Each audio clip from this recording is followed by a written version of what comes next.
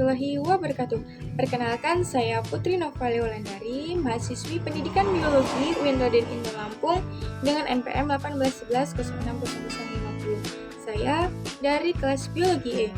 Nah, pada kesempatan kali ini saya akan membahas mengenai model pembelajaran yang sesuai dengan hakikat sains. Nah, untuk lebih jelasnya, saya akan membahas mengenai model pembelajaran Nature of Science yang biasa disingkat dengan NOS. Nah, untuk lebih jelasnya, apa sih itu model pembelajaran Nature of Science atau NOS itu? Yuk, mari disimak. NOS atau Nature of Science didefinisikan sebagai hakikat pengetahuan yang merupakan konsep yang kompleks melibatkan filosofi, sosiologi, dan historis suatu pengetahuan. Nah, pembelajaran NOS mengacu pada epistemologi dan sosial pengetahuan, yaitu pengetahuan sebagai cara untuk mengetahui atau menilai dan keyakinan yang menjadi sifat pengetahuan ilmiah. Nah, berdasarkan definisi ini dapat saya simpulkan bahwa model pembelajaran NOS ini mencakup 3 hal.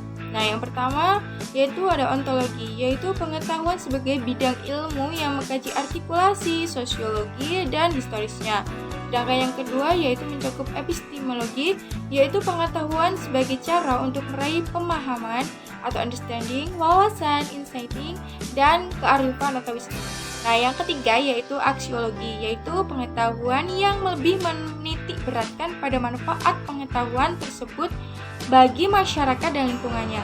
Nah, jadi NOS ini merupakan jembatan bagi siswa untuk mengungkap dan memahami realitas alam. Nah, setelah kita mengetahui hakikat pembelajaran NOS, untuk itu kita juga perlu mengetahui sintak atau langkah-langkah pembelajaran yang berorientasi NOS atau Nature of Science.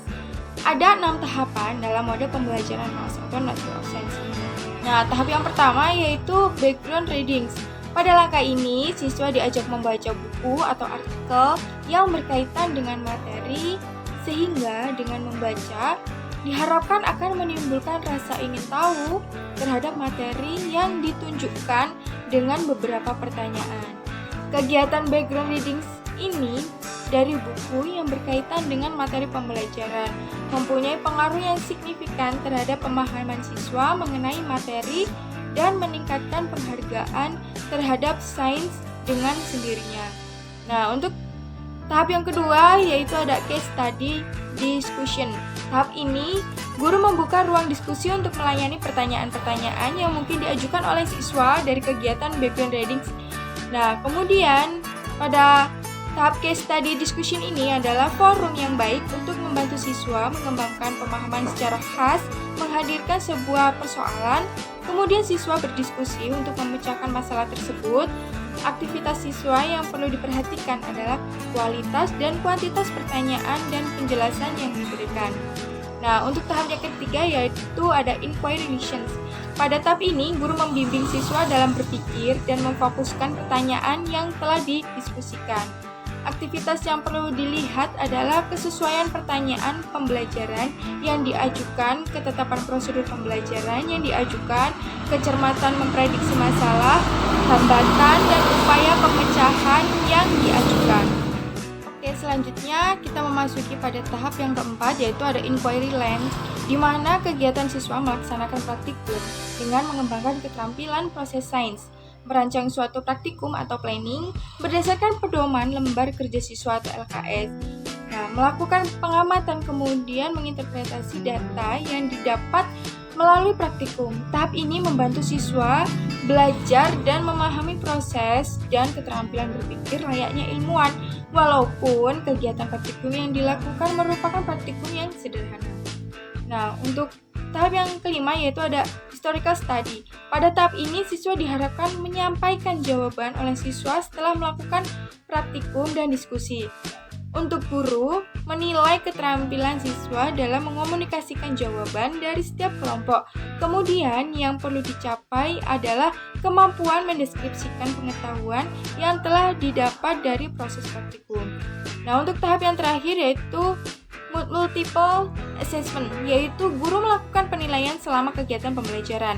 Teknik-teknik asesmen yang dapat dilakukan adalah asesmen kinerja, portofolio, dan tes. Nah, tes ini dapat berupa tes pilihan ganda dan tes uraian. Aktivitas yang perlu dicapai adalah kemampuan merencanakan, melaksanakan, mempresentasi, melaporkan secara tertulis, dan melaporkan secara lisan. Setelah kita mempelajari sintak-sintaknya, kita juga perlu mengetahui implementasi mode pembelajaran NOS baik untuk guru maupun siswa pada mata pelajaran IPA khususnya. Nah, yang pertama, guru menyiapkan tujuan pembelajaran yang akan dicapai dan sedikit dicari. Kemudian guru membagi siswa menjadi beberapa kelompok, setiap kelompok terdiri dari 5 hingga 6 siswa. Nah, kemudian setiap kelompok diberi artikel atau buku sesuai dengan materi pembelajarannya. Nah, kemudian guru membuka kesempatan siswa untuk bertanya mengenai artikel atau buku yang telah dibaca. Guru juga membimbing siswa dalam berpikir dan memfokuskan pertanyaan yang sesuai dengan materi pembelajaran. Kemudian, guru memberi LKS bagi setiap kelompok. Nah, kemudian tugas siswa yaitu melakukan praktikum berdasarkan pedoman LKS. Setelah itu siswa melakukan pengamatan terhadap kegiatan praktikum yang telah dilakukan. Nah, kemudian guru melakukan penilaian dengan melakukan tes tertulis berupa tes uraian dan penilaian keterampilan proses sains. Mode pembelajaran Nature of Science atau NOS juga memiliki kelebihan dan kekurangan. Adapun kelebihan yang dimiliki oleh mode pembelajaran NOS yaitu yang pertama, siswa menjadi lebih aktif dan percaya diri. Kedua, pembelajaran menyenangkan dan bersifat konseptual. Yang ketiga, siswa dapat mengembangkan keterampilan proses sains. Yang keempat, membantu siswa menemukan sendiri melalui kegiatan praktikum dan mendapatkan pengalaman yang nyata. Dan kelima, siswa mampu mengomunikasikan sendiri ilmu yang dipelajarinya menjadi pengetahuan yang akan bermakna dan tersimpan dalam ingatannya untuk periode yang lama. Adapun kekurangan yang dimiliki oleh mode pembelajaran Nature of Science yaitu yang pertama, metode ini lebih sesuai untuk bidang-bidang sains dan teknologi. Nah, jadi untuk bidang-bidang yang lain itu kurang cocok jika diterapkan pada metode. Kedua, metode ini memiliki penelitian, keuletan, dan kestabilan. Nah, yang ketiga, setiap percobaan tidak selalu memberikan hasil yang diharapkan karena mungkin ada faktor-faktor tertentu yang berada di luar jangkauan kemampuan atau kemampuan. Nah, jadi itulah penjelasan saya mengenai mode pembelajaran Nature of Science. Apabila terdapat kesalahan, saya mohon maaf. Saya akhiri, wabillahi taufiq wal hidayah. Wassalamualaikum warahmatullahi wabarakatuh. See you.